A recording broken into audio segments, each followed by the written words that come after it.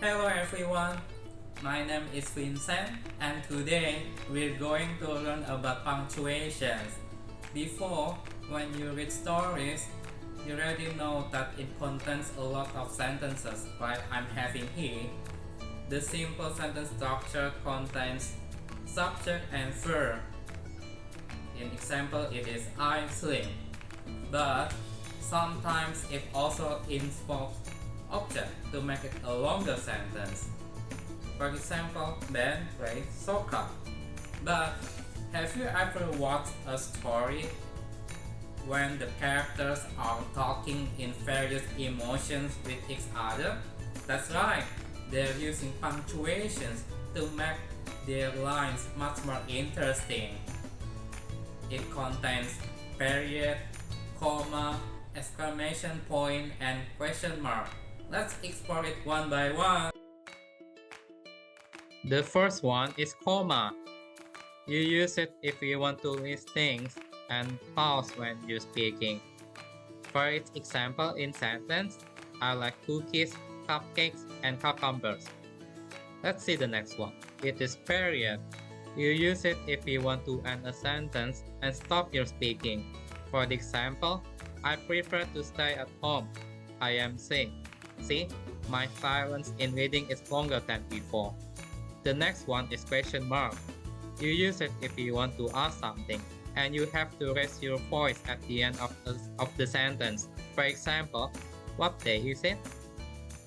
It's also the same for the last punctuation. It is exclamation point.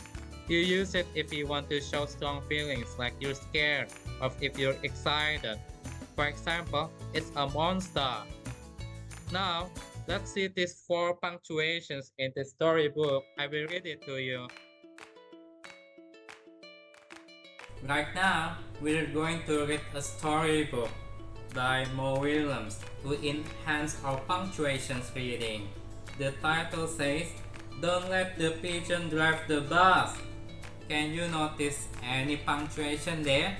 You're right, that's exclamation point. And remember, we have to raise our voice if the symbol is there. I didn't say, "Don't let the pigeon drive the bus." I also didn't say, "Don't let the pigeon drive the bus." As I said, I raised my voice with this exclamation point. That's really good. Nice job. Now, let's follow the story. I'm going to read the first half of the storybook. So, let's get started.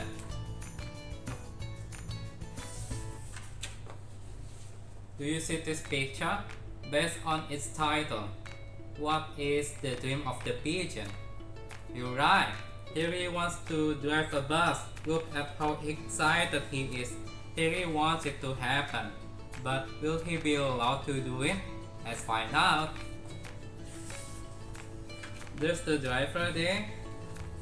Hi, I'm the bus driver. Listen, I've got to leave for a little while. So can you watch things for me until I get back? Thanks. Oh, and remember, don't let the pigeon drive the bus. Wow, we got every punctuations there. We got period, we got comma, we got question mark, and also exclamation point. The driver is leaving now, so the pigeon is looking for an opportunity. There he is. I thought it never leave. That's period.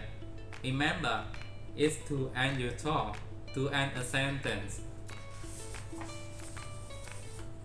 With period, you're making your sentence sound neutral, without any emotion, just a flat tone.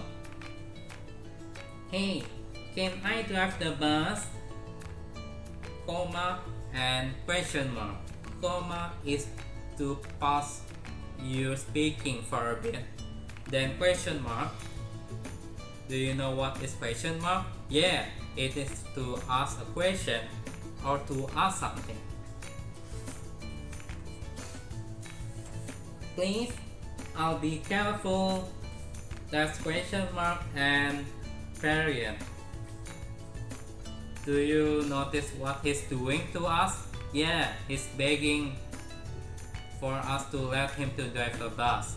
Based on what the driver said, will you allow him to drive a bus? Yeah, the answer is no. So let's follow along. I know what? I'll just see. My cousin Harry drives a bus almost every day. That's comma, period, and exclamation point. True story. Only period. Oh wow, look at these big letters here. They're all in capital. It means the bird is shouting, and you really have to raise your volume when you're speaking. Make it loud. We got double exclamation points. It's really begging us now.